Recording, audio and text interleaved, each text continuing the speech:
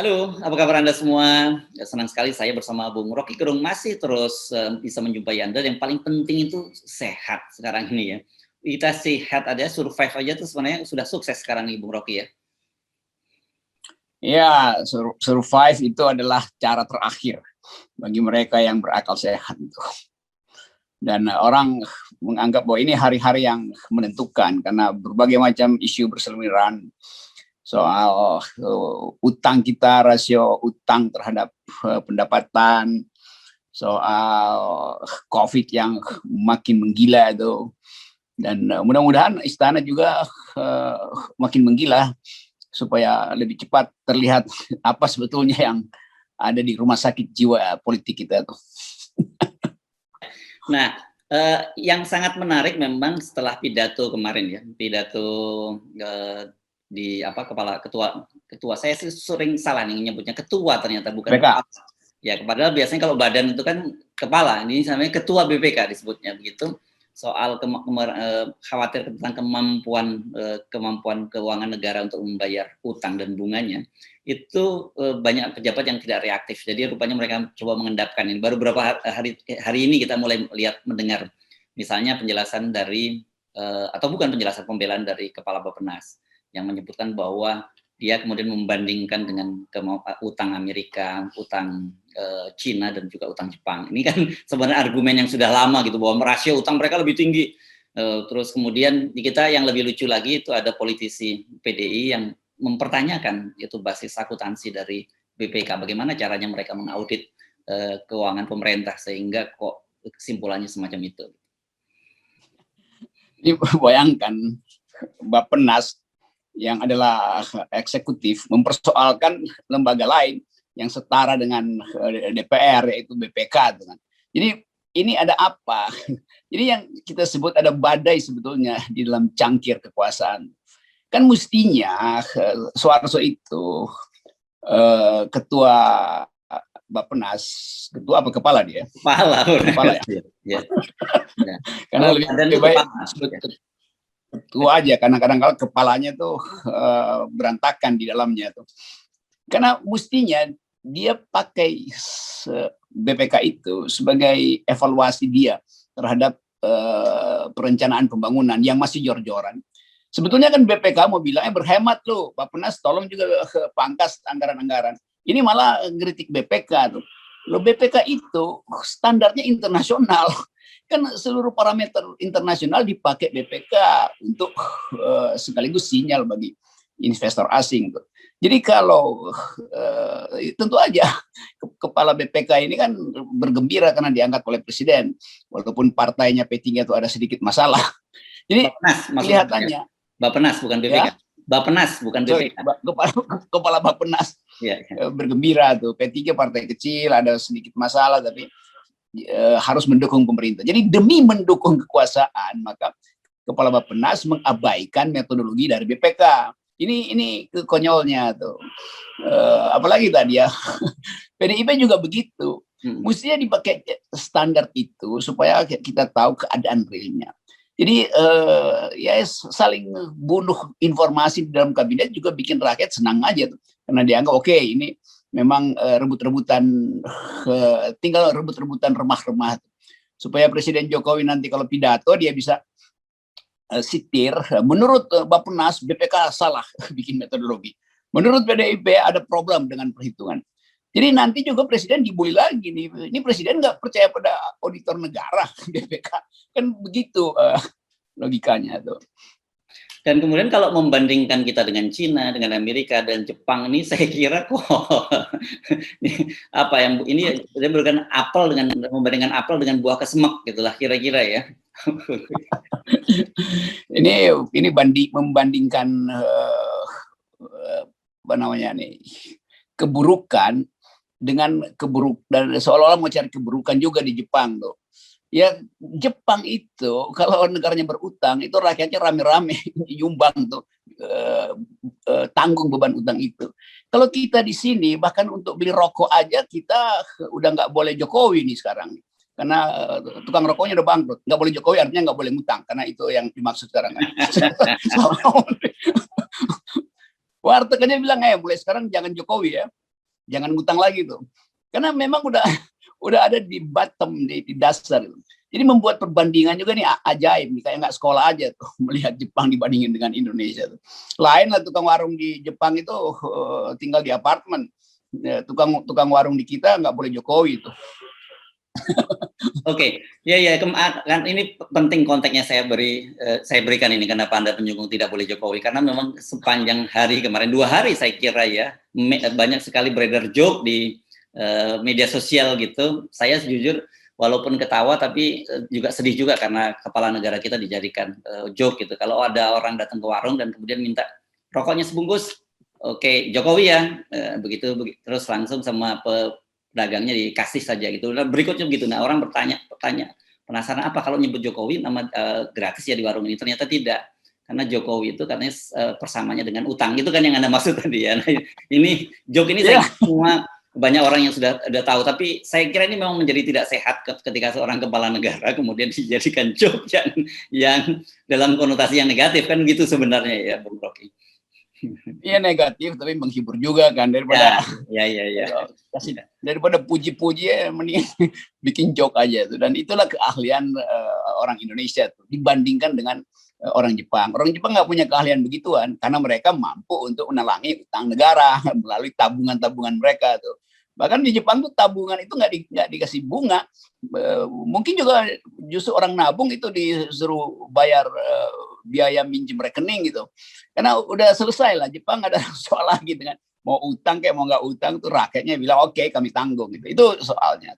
Ya, saya sebenarnya agak kecewa dengan diamnya sejumlah pejabat pemerintahan termasuk Menteri Keuangan, dan biasanya kan staf ahlinya langsung bergerak, tapi sekarang malah Kepala Bappenas yang menjelaskan. Yang saya harapkan sebenarnya ada penjelasan dari pemerintah. Kalau auditor negara seperti BPK sudah menyampaikan kekhawatiran semacam itu, kan perlu dijelaskan pada publik sebenarnya dengan oke, situasinya seperti apa dan apa yang harus kita lakukan, kan mestinya gitu.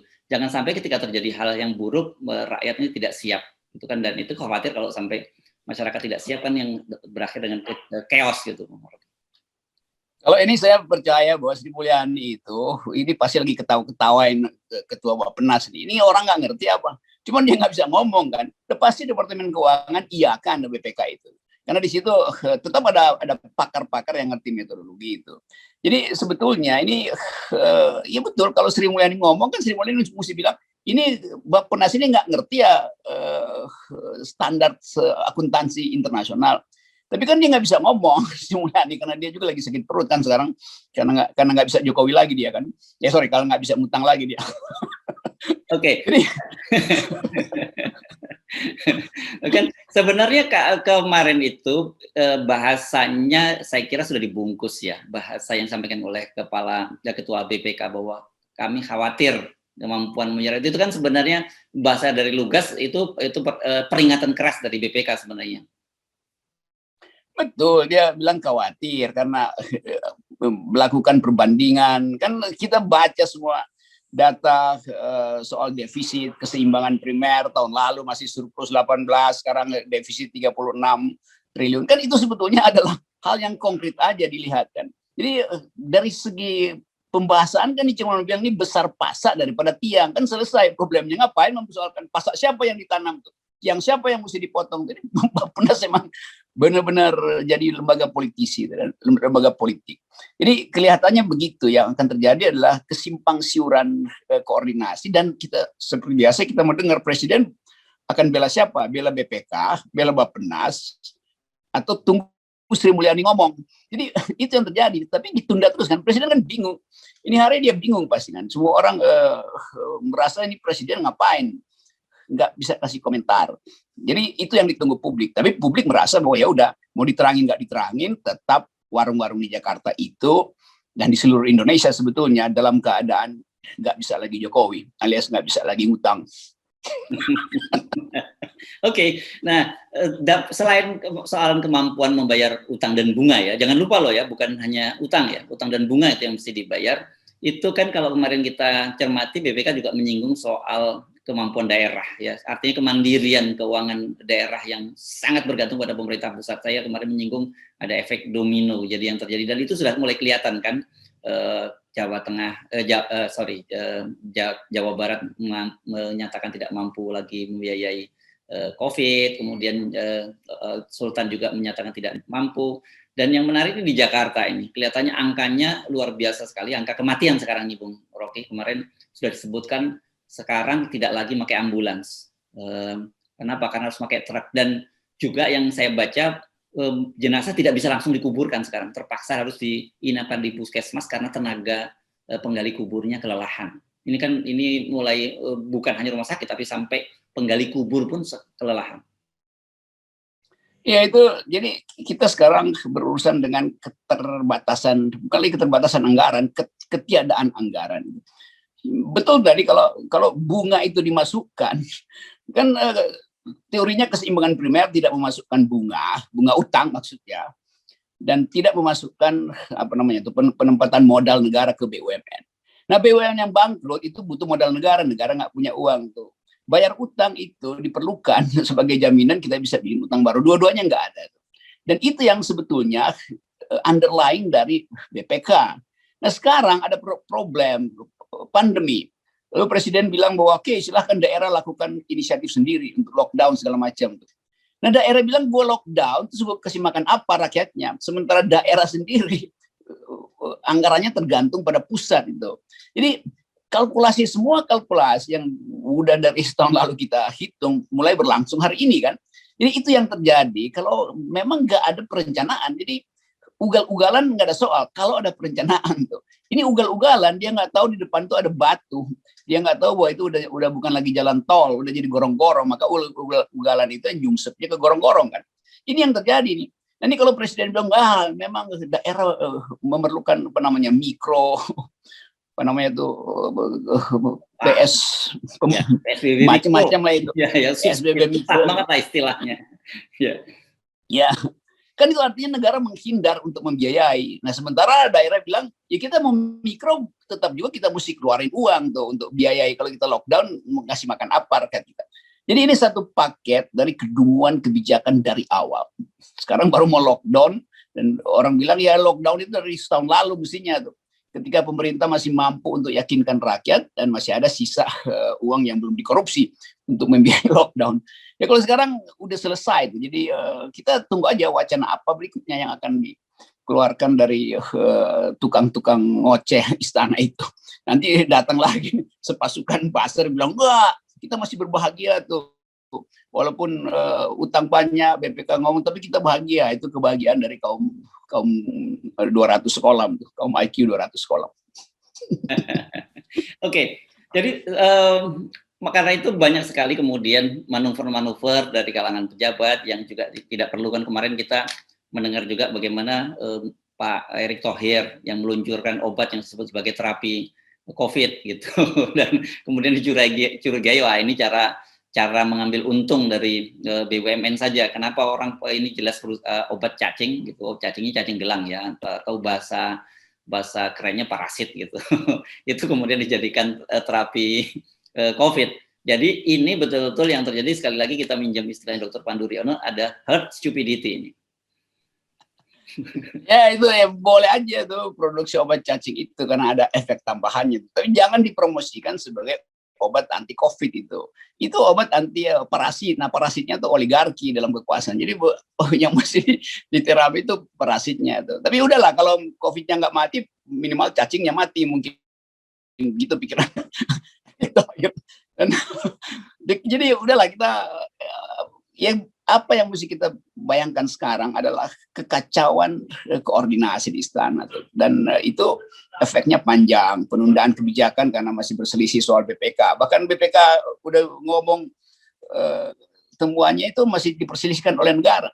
Jadi terlihat bahwa baper negara ini, negara baper karena dikritik bahkan dari dalam. Kalau kritik dari luar oke lah, ini kritik dari dalam. Ketua BPK itu mengkritik kebijakan Jokowi yang amburadul, mengkritik perencanaan Bappenas yang ugal-ugalan, mengkritik kebiasaan Sri Mulyani yang ngutang tanpa kalkulasi, kan itu sebetulnya.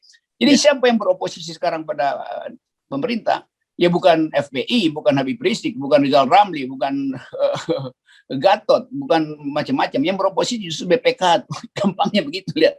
Ya, Saya sebenarnya kemarin saya lihat mengapa kemudian sampai pidato dari Ketua BPK lolos itu akibat ketidakcermatan dari Ketua DPR, Bung Rocky. Kan itu sebenarnya bahan pidato, bahan laporan sudah di-deliver semua kan ke pimpinan-pimpinan di DPR ya. Harusnya ketika Ketua BPK pidato bagian yang ngomong tidak meragukan kemampuan membayar utang pemerintah itu mic-nya dimatikan dong. Gitu. Jadi nah ini saya kira punya peran Puan salah di situ. Saya kira Ibu Puan juga memang tahu bahwa kita udah bangkrut, karena itu dia bilang ya udah publikasikan aja tuh. Atau Ibu Puan lupa untuk menunda sebetulnya penayangan itu, nggak usah langsung, tunggu dulu diedit dulu oleh buzzer, kan biasanya begitu kan, keterangan yang buruk diedit oleh buzzer itu supaya berubah jadi baik. Jadi puja-puji terhadap kekuasaan selama ini oleh buzzer, oleh partai-partai penjilat, oleh politisi-politisi kerdil, semua itu akhirnya dibatalkan oleh Ketua BPK. Jadi gampang aja. Dengan satu kalimat bahwa tidak percaya bahwa pemerintah bisa bayar utang, itu artinya Ketua BPK bilang udah berhenti aja kekuasaan tuh, ini makin bangkrut. Kita yang paling tahu angka-angka di dalam perencanaan pemerintah. Kita yang paling tahu kantong mana yang bolong. Jadi udah, ini saya kira ini ada dua hal yang penting hari ini, minggu ini, yaitu keputusan BPK untuk mengatakan bahwa pemerintah tidak lagi kredibel. Satu. Yang kedua, bahwa pemerintah sekarang menganut herd stupidity. Itu dari Oke, sebenarnya kalau kita cermati data-data yang disampaikan oleh BPK itu memang agak serem tuh, Bung Rocky. Cuman kan memang mungkin publik tidak cukup memahami. Saya sendiri juga awal-awalnya kesulitan gitu, mesti tanya kiri kanan dulu itu tentang hasil pidato itu. Salah satunya yang menarik itu kan terungkap juga bahwa ada utang yang kemudian tidak dipergunakan. Ini kan menunjukkan betapa perencanaan kita ngaco sekali gitu. Utang dulu, soal nanti mau untuk apa itu bisa nggak jelas kan gitu. Karena memang dari awal kan kita curiga ini minta utang itu sebetulnya dipakai untuk hal yang tidak esensial. Tapi kan itu cuma keahlian pemerintah untuk nyulap-nyulap rasio utang terhadap PDB, aturan undang-undang bagaimana itu. Padahal orang berutang itu ya buat keperluan dasarnya tuh. Kita berutang tapi kita nggak tahu mau dipakai apa utang itu. Berarti kita mesti curiga ini utang ini dipakai untuk melegakan publik seolah-olah masih ada uang. Jadi nanti uangnya dipamerin, ya ada uang, padahal itu utang yang belum dipakai tuh, dan nggak dipakai artinya nggak berguna karena tidak menimbulkan efek berantai pada konsumsi kan. Ini soalnya. Jadi bagian-bagian ini yang benar-benar bukan sekedar menjengkelkan, tapi ya kita ketawa aja. Publik mungkin nggak ngerti, tapi semua nggak penting juga publik ngerti. Yang penting dunia tahu bahwa Indonesia itu melanggar asas-asas prudensial di dalam penentuan anggaran dan akuntansi. Kan semua yang dikeluarkan oleh BPK kan standarnya IMF, IDR, yang standar internasional. Apa urusannya dengan PDIP atau Bappenas? Oke, Bung Rocky. Jadi kalau kita simpulkan semua kehebohan ini, gitu, meski kehebohan mikro karena memang soalnya sangat serius. Gitu. Apa bisa nggak kita nisbahkan ini kesalahannya kepada Puan sekali lagi? Enggak, ini salahnya tidak pada Puan, ini salah pada mereka yang tidak mengerti bahwa Puan tidak mengerti, itu soalnya tuh. Oke, Bung Rocky, kita sambil menunggu vonis di Habib Rizik ya, seperti apa vonisnya, dan nanti kita akan update lagi bersama dengan Bung Rocky. Baik, Bung Rocky. Oke, sambil menunggu putusan kontroversial nanti, kita berupaya untuk tetap ingatkan rakyat, jaga jarak, pakai masker, dan ingatkan pemerintah, jaga jarak dari oligarki dan pakai otak. Oke, bye. Oke.